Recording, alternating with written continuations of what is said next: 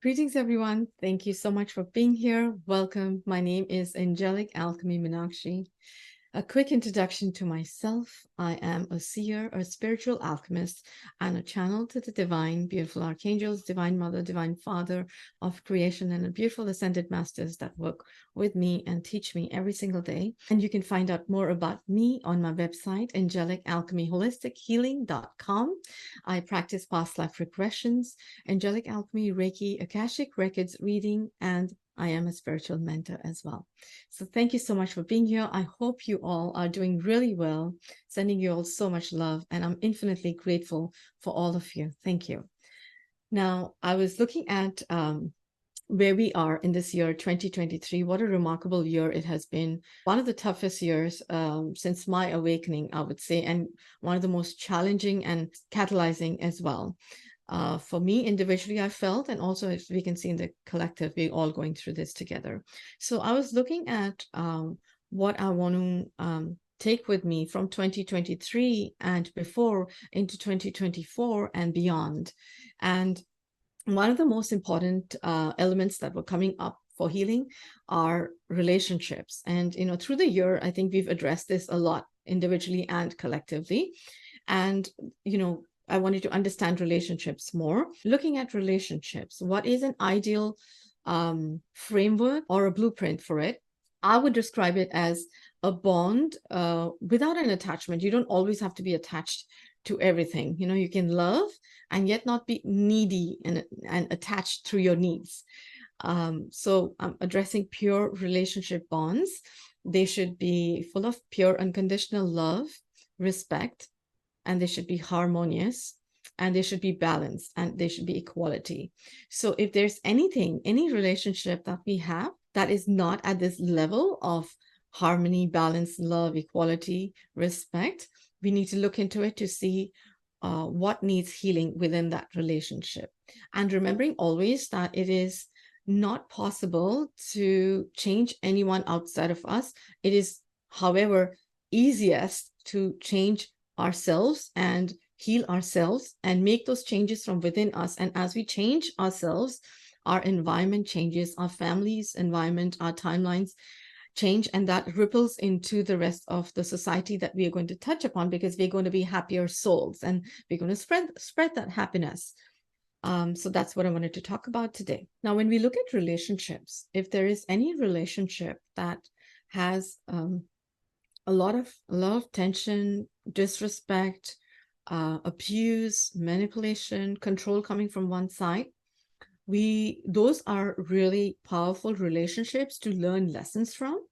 The universe is teaching us lessons, and I would say not just teaching, it's actually reminding us of lessons that we've probably learned before in previous lifetimes, but it is a cycle we haven't broken, so it's just continuing to go with us till such point where we stare at it in its face and we address it and we take an action on it, yay or nay, and we acknowledge the lessons. And thus we break that toxic bond, that toxic relationship, that toxic contract. So when we look at all the relationships around us, whether they're family, friends, work, if there is any disharmony in any levels, any elements of the relationship, the typical thing to do is address, right? So you talk to the other person and say, whether it's a husband, wife, you know, we have so many bonds, parent, child, student, teacher, work environment, boss, your colleagues, whoever it is, you address and you say, you know, hey, I think there's something going on between us that doesn't feel right,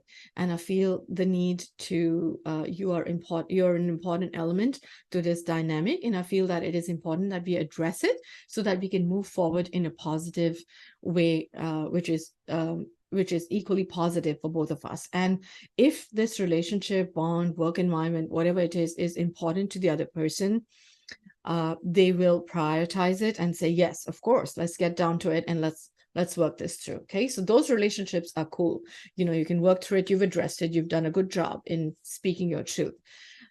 There are, however, relationships that are sometimes very extremely toxic. These can come in any form. They could be a toxic parent, to a child. It could be a toxic friend, someone that you are still friends with, but the person's very toxic towards you. It could be a work environment where a colleague is toxic towards you, or it could be the boss, the immediate boss, that is toxic towards you. Or looking closer within the spiritual community, it could be within the spiritual community, we have the same overlay, right? We're still in a work environment. We still have friends, we have colleagues, we have, teachers that we learn from. So teachers, guides, mentors that we look up to. So, for feedback, for learning, for messages. So now we are addressing toxicity. So let's look at the signs of toxicity.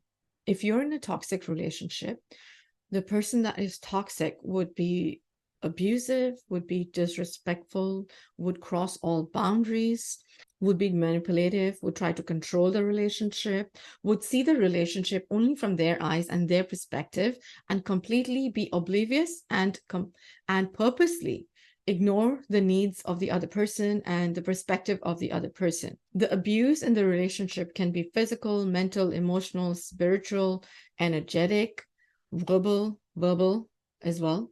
So it comes in many forms. Okay, so let's look at why we are in such a relationship. So there could be many reasons. Some people could be because they got married to the person, they loved the person at some point, they got married but didn't realize the person was toxic till they got married and started living in close proximity.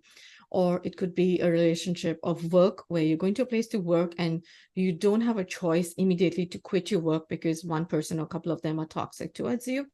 Or it could be a relationship where you're learning from. Within the spiritual community, it could be colleagues, it could be people you come across, it could be teachers, guides, mentors. Okay, now looking at these relationships, we need to look within to see why we are choosing to be in that relationship. Okay, so if this relationship has one person that is toxic, the other person is the more submissive person, taking it all in. The other person that is taking it in, we very easily start calling them victims, and they very easily start identifying themselves as well as victims. Also, because I feel that it's just an easier choice to let go of the blame and just blame the other person and think, I'm a victim to this, this person did this to me. However, we need to remember that we are in a universe of equality and we are in a universe of free will. Free will is a choice that we all have for everything that we do, relationships also. So even though at some point you would have chosen to be in that relationship because it seemed good, it seemed positive, beautiful, however, it changed, the dynamics changed at some point, and you didn't realize it, or you realized it, but you ignored it to the longest because you wanted to, this really meant to you, or because you were just dependent on the person, right? There's codependency as well. So whatever that reason was, you've carried that relationship forward for some reason. So let's look at it from this person's point of view to see how you can actually walk away from this bond, because the toxic person, it's difficult, I would say almost impossible to change them, right? Because they are who they are. You cannot change that person. You can change yourself. You need to work on yourself. You need to address whatever you are going through that is keeping you bound in this relationship, knowing very well that nothing is permanent. Everything is a choice. Okay, so let's take a look at that. So let's address this person who is in the relationship despite it being toxic. So we need to address us. We need to address ourselves. Answer questions like, why am I in this relationship? What am I getting from this relationship? Is it love? But where is the love if the other person doesn't love you back, right? Is it codependency? So you've been dependent on the person because you had, say, self-worth issues, you didn't believe in yourself, and how this person made you believe, this person showed you things that helped you find yourself or believe in yourself, or perhaps it was a false illusion the person gave and you felt good about it. It could be a false sense of ego as well, an illusion that was given, a false message. And codependency. So, this person needs something from you and you need something from this person as well. However, still the person continues to be toxic. The universe is going to give us, you, me, many hints.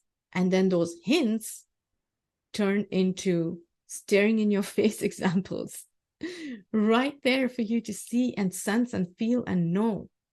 And Yet sometimes we choose to ignore it for some reason. Now, it could also be because you've put this person on a pedestal, or this person is already on a pedestal when you met the person. Okay. It could be a work environment where the person is hierarchically, where there is an actual hierarchy and you have to, listen to your boss. Or it could be within the spiritual community. I definitely want to address that. Is there's a teacher, guide, and mentor, and you've obviously walked into that relationship looking up to the person because they're the ones that are going to be teaching you. So that there's going to be love, respect, and you're going to learn from the person. However, to what point are you going to take that toxicity is my question. How much does the universe need to conspire to bring this to your reality, right? In most cases, if you look around, toxic people are toxic with most people around them. They are controlling and manipulative with most people around them. Yes, we know within the society, the term narcissism, narcissist is used very easily for, such persons, beings in relationships. Now, this person being on a pedestal, you could have possibly got into this hero worship, into a false god, false prophet, false guru illusion, where you allow this person to continue to be on a pedestal and you continue to underplay yourself and be subservient to this person. This also comes from the need of this toxic person to always have their ego gratified at all times. So toxic people and people who are narcissistic always have a false sense of righteousness in them and an entitlement, which everyone can see other than them, basically. So they feel that everything about them is right, and if there's anything wrong going on in their life or in their work or anything that they do, instead of addressing it from within them, seeing if there's anything they need to work on within them, they very easily and immediately place that blame, displace it upon those that are around them. And that is a continuing flow of toxicity that comes from them. And they're the people there, and the other people, on the other hand, that are there in this relationship for whatever reason, they haven't worked on themselves, their self-worth issues, they have a dependency on this person, they have love, respect, they put this person on a pedestal, they keep taking it, thinking, oh, but this person needs to be in a good environment. Maybe it's me. And this person actually says it, right? Because when they come into this false state of being where they think that they're perfect, they will continue to spread that poison, that toxicity, that anger, that abuse on the other person to displace themselves and make themselves feel better. And as they're doing this, what we don't realize when we're in it, because when we're in this bond, somehow, there's this shroud over us. There's this shroud of not being able to see. It's like, when horses go for races, they have these panels that I don't know what they call, but they put on their eyes so that the horses stay focused and they don't look left and right, and their focus is only where they're headed. So similarly, when you get into a relationship like this, something just takes over. There's this energy of, deep, devilish, dark energy that wants to control and be manipulative that comes from this toxic person. There is a shroud on the others that are going through this, okay? While the other side, people that are at the receiving end of this behavior, have a shroud over them where they're just looking at this person on the pedestal. This person's going to teach them. This person's going to pave the way for whatever they are working towards. And it's okay. We'll just take everything that comes our way and, we'll just keep healing that. And they don't address it. These people that are going through the experience, that are in the toxic relationship, they just keep taking and taking and taking that abuse for whatever that reason is that they haven't healed within themselves. And they don't have the courage to speak up for themselves because they feel that if they speak up, well, they know this person. By then, they know that this person's not going to take it. They're not going to take feedback, because most toxic people are narcissistic. And if they fall under that category, they don't accept blame for anything. They don't want to be addressed. They don't want to be questioned. So if you've ever been in an environment like that, you'll know exactly what I mean. If you've had this kind of a relationship, if you try to address it with them, saying, even question something, they'll shut you down immediately. And especially if it's questioning something that they're doing or teaching, or questioning their thought forms, where you're trying to basically just understand, very innocently, just understand, like, where is this coming from? But they would feel threatened. They would feel threatened because they're being questioned, and they're being questioned by someone that is supposed to be basically look up to them. These people are supposed to be feeding their egos, but they're questioning right now. So they will immediately shut that down, and they will not allow for any benevolent, positive dialogue to happen in the relationship, for the bond to be formed. And what happens is, energetically, I've seen it in dream time as well as in meditations, experienced it as well. What they are typically doing, these toxic people, they are drawing on the energies of the people that are feeding their egos, that have put them on that pedestal, or they themselves have put themselves on the pedestal. And most likely than not, they will continue to say, we're not on a pedestal, we're not this, we're not that, we're equals. However, they are not practicing what they are preaching. Okay, their actions don't speak, and their actions don't reflect their words, basically. And the minute someone sees through this, the minute someone says, snap, what is going on? I've just broken out of this trance, this illusion that I was in, and oh, this bond doesn't seem very nice, I think I need to address it.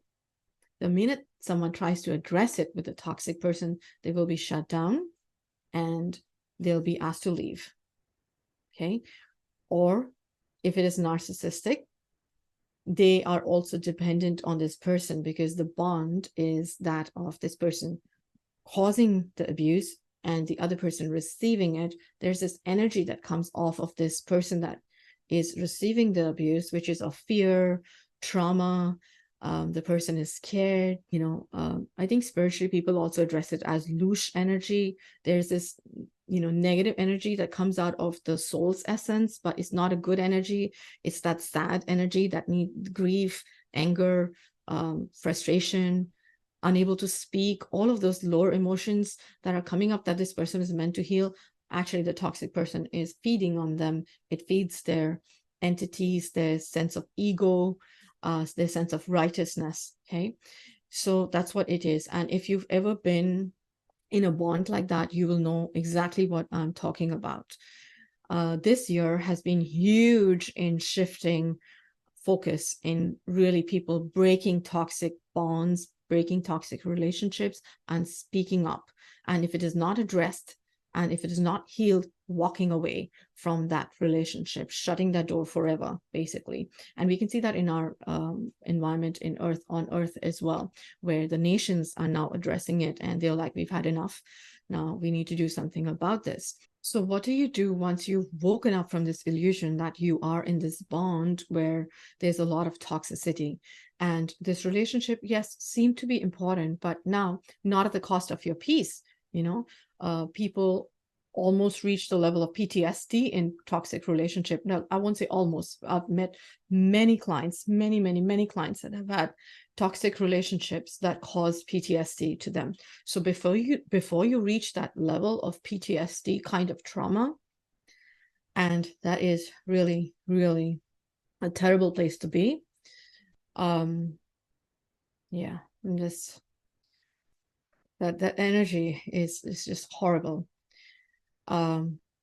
Because that poison from that toxic person leaks into the relationship, and through the receiver leaks into all that are around this receiver as well, their family members, their spouses, their children, and it starts impacting everybody. And it starts impacting most importantly, the soul. What you came here to do. You did not come here to be smashed on your head, or for your soul to be hit by someone, to be constantly pulled down, to be constantly be told terrible things about yourself, which are not true, which are coming from a place of the other person not addressing their issues and deflecting them on you. You are not that doormat. You are not that being that came here to take that bashing. You are this beautiful being of love, of source love light. You are a powerful being. You're a goddess. You are an ascended master that is here in their beautiful forms doing the work that you came here to do. So it's time to basically, if you are in such a relationship, to look within. If you try to address in the person, most likely like 99.99% will shut you down and say, hey, it's my way or the highway, because that's how it is with them. You move away and they will try to pull you back. Okay. Because in such toxic bonds, in narcissistic bonds as well, they need this person because they need their ego to be gratified, because, hey, if they're alone, who's going to give them that false sense of godlike behavior or false sense of God that they are? So they need the other person to be constantly, be there and take this from them so that they feel great about themselves. And so there is, what they also do is, the trap that they send is that they throw love bomb. They will love bomb you. They'll call you darling. They'll call you beautiful. They'll call you goddess. They'll say, you're so beautiful. You're so amazing. You're the best person that I've ever met in my life. And then, they'll get done whatever they want done from you. And if something goes wrong in their life or something that they cannot address in their life, they want to deflect on you. They will push it back on you and throw it all on you and burden you with their burdens, which are not yours to carry, by the way. You have your own to take care of. And so when is that point, that breaking point, when you are really going to see it? Because in most cases of these toxic relationship bonds, relationships, environments, let's just face it, there are others that have gone before us. Okay. And we have ignored it. When others go through it, we see it and then we ignore it, thinking, maybe this person's still right, because you haven't worked on yourself yet. So you're still seeing the person on the pedestal. You're still, saying, oh yeah, maybe this other person who's on the receiving end still has some healing to do. And maybe, the person's like higher up in the pedestal. So whatever they're saying is perhaps right about this person. And you're just watching. You're watching it transpire in front of you, not doing anything, not taking a stand, helping that person, and definitely not helping yourself either. So you watch that person go, you watch that person leave, and then now you're in that place and you take on that relationship, that bond, and that bashing, and you become the other person. Okay. And now you've had enough. What is that point, that breaking point, when you say, this is it? I did not sign up for this. I am a sovereign being. I'm a beautiful being. The power is in my soul. I just needed to speak it out. I needed to feel it and I needed to embrace it. I needed to embody it. And I'm going to do it now. I've had enough. I will not let this person trample me no more. I'm going to step into my highest power. I'm going to call back all my sacred powers, my sacred gifts, my sense of being, my essences back into me. I will not let them feed someone else's false beliefs and false realities, false illusions, falsities. And then you stand up. The person's not taking it, doesn't want to listen. This is it. You get up and you address it one more time before you leave. Okay. If it's a physical abuse, it's best to just walk out. Okay. You don't need to abuse the physical abusers. It's best to watch out for yourself. However, this is in cases of verbal abuses, emotional abuses, if you're able to safely speak your mind before you go. Okay.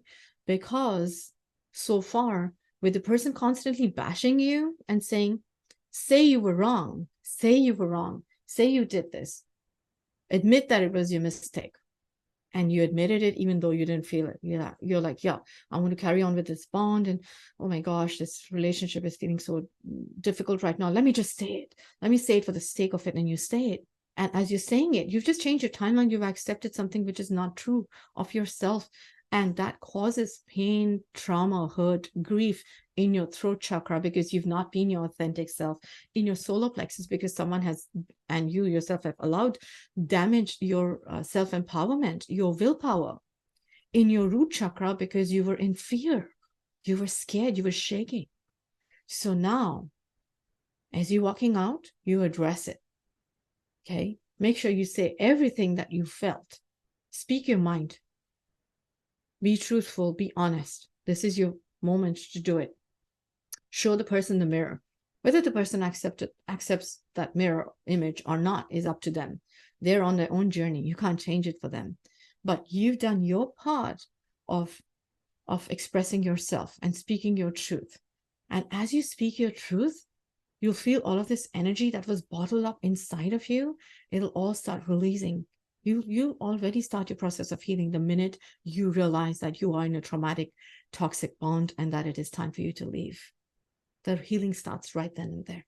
And as you address it, whether the person accepts it or not, you've said what you had to say. You're ready to move on.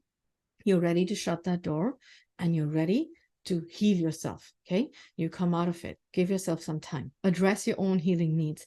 Now look within deeper to see what it was within you that was keeping you still, in this case, I would say, attached to the person, to this relationship, despite it being so toxic, like in your face toxic. I can laugh about it right now, but I've just seen so many people go through it. I've been through such bonds myself where, I have been bashed down like many times over and not spoken.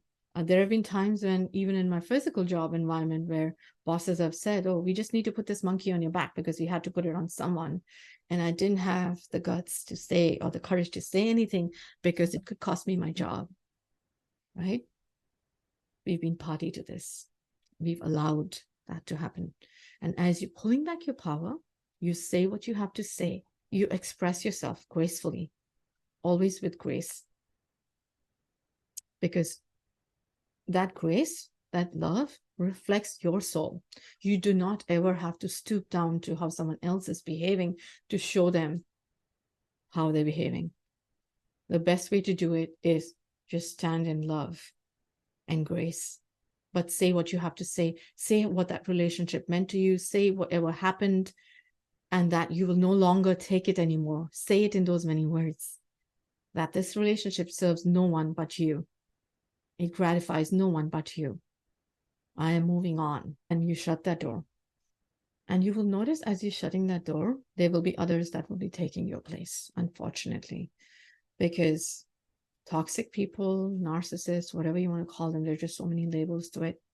They need people around them. They can never be alone, because sovereign beings can be alone and keep working by themselves with love. Toxic beings, narcissists, always need someone around them. And empath in most cases, people who have self-worth issues in most cases, people who haven't done their homework, their groundwork, their healing in most cases, so that they can constantly keep love bombing them to keep them in the bond. That's the carrot that they give. And then bashing them up, disrespecting them, whatever else that they do. Whenever they feel that something is wrong within them, they will bash them so that they can release whatever they're feeling upon this person, deflected. They constantly need people to put them on a pedestal, and they need the hero worship, because that feeds their ego. That feeds whatever that darkness is, that shadow is within them that they haven't addressed within them. They need external sources to feed them. And so that's what it is. When you look over your shoulder, you will see other people take the places. We are not saviors. We need to work on ourselves, but we cannot get into like a savior mentality where we get like a loudspeaker and start speaking with them. Hey, come on, don't do this. Come here, because everyone is in it for their own lessons. And this entire shift of the dynamics that happens when someone leaves the toxic relationships and others watch that person leave, it is basically a big show of the universe to the others to see. It is a hint. It is an answer if they're in conflict within. It is a direct answer if they're in doubt of what to choose. Yet people will still choose whatever they feel is right, whatever timeline they feel is right for them, for whatever reasons. So you walk away. Let people choose the timelines that they have to choose. Let them lead their own life. You move away, because as soon as you shut the door to toxic relationships and you start healing that within you that led you to be in that relationship, self-respect issues, throat chakra blockages, solar plexus, root chakra, whatever it is, you go back to the root causes of where it initially started, the seed point. As you address it, your body, mind, soul will start getting lighter, your soul will be expanded, and you reach the state of awareness where your higher self will start coming in closer, activating more within you, integrating more within you. And because you've released all this dense energy, what are you going to do with all this empty space? It's going to now be filled up. Since you've learned your lessons and acknowledged them, it's going to now be filled up with positive bonds, because you have found that self-worth within you. You found that love within you. You are not needy anymore. So you will attract people that will meet you for the sake of love. Okay. And that will be more harmonious. And that'll be a beautiful timeline shifter. Relationships are timeline shifters. And also, as you shift your timelines to the positive, it also shifts the relationships. It's both ways, right? So that's what it is. So you address that, okay? Within the spiritual community this year, we have seen the coming out of a lot of toxic groups, bonds, cult. So within my country, I've noticed that we've had a lot of gurus, positive, benevolent gurus, as well as false gurus. And I've seen millions of people worshiping these gurus and blindly following everything that the guru said to them. At that point, when I saw it, I thought, okay, this is superstition. These people are not awake, and that's why they're doing it. However, within the spiritual world, I was pretty shocked. And it was a big lesson for me to learn myself and to realize that within the spiritual so-called woke community as well, people are still sleeping. People are still putting people on pedestals, and people are still putting themselves on pedestals, telling people blatantly at times that I am over you because I am so and so. Beware that within the spiritual community as well, there can be blind faith following. There can be false gurus, false prophets, false teachers who are in it to gratify themselves. Not all of them begin like that. So someone could have begun their journey in a positive, benevolent way, and somewhere, for whatever reason, whether it is money that came in, it is followership that came in, it is the ego boost that they got for whatever reason, imbalances within themselves, then heal themselves, they put themselves on a pedestal, and the positive, benevolent group turned into a cult. When? We don't really know, because it's very subtle. There are little shifts, little changes that happen that if we are not conscious of it, if we don't stay tapped into our heart, our own heart, and watch from our heart, listen from our heart, we will miss those hints. In a cult, typical ways, there's a Oxford definition for cult, but within cults in spiritual communities as well, there is a guru, there's a leader. The attitude is my way or the highway. The person is on a clear pedestal, declared or not declared, sometimes very subtly declared, sometimes declared to the people who are in the inner circle, but a shroud is put on the ones that are in the outer circle, so the inner circle sees it, but they keep quiet. The outside ones don't see it because they see the facade that is put on when they go public. So there is hero worship. They, as much as they may say that they don't want followers, they want followers. As much as they say they don't want worshiping, they want worshiping. Because the minute someone leaves that group, the minute someone tries to question something there, they are shut down and they're shown the door, or that person anyways leaves. As soon as a person leaves within the cult, there is name shaming that happens. There is name calling that happens. There is a lot of gossiping that happens. There is dirt that is slandered around on that person's name. That very person that was, so prime and important at one point, because they addressed it, they started seeing through the illusion. They're now the bad person. And hey, it's better to be that person than to be the one that is stuck within the cult, stuck with that false guru, stuck in that illusion, because that is a matrix, and it is a worse matrix than the ones that the unawoke folks are going through. Because here you woke yourself up and you willingly went into another matrix. and you put that person on a pedestal, and you are in this close-knit circle where you have your beliefs, and anyone that challenges or asks questions, you don't want to address it. It's all, no, no, no, no, shut the door. Not allowed. This person's infringed. This person's, not going to be a part of us. This person cannot be here. Pick up your bag and leave, guys, if you see something like that. These are clear signs. And within the cult, the false guru will constantly tell their people that these people need them to activate them. You need to be around me to be activated, because, I am the activator, and people who are around me get activated. They say a lot of things, they do a lot of things. Some of them are subtle, some of them are really in your face, but you really have to be woke in the real sense. You need to be out of the illusion to really see it. Okay, so pick up your bags and leave. Pick up your bags and leave. It is never too late. It is never too late to regain your sovereignty, to regain your strength, to activate your throat chakra, to heal that trauma, the pain, fear, whatever caused it. It is time to leave all those toxic bonds, relationships behind, heal them, shut the door, cancel those contracts. You are done with them. Have Archangel Michael light them up with his beautiful electric blue fire and his sword. Heal yourself. Heal yourself from within, and you stand into your highest, most beautiful, benevolent, sacred power, the power of love, the power of that source essence that is in your soul. You activate that, and you be you. You be who you are. And as soon as you leave from such relationships, such groups, you will go next level. You will upgrade. You will rebirth.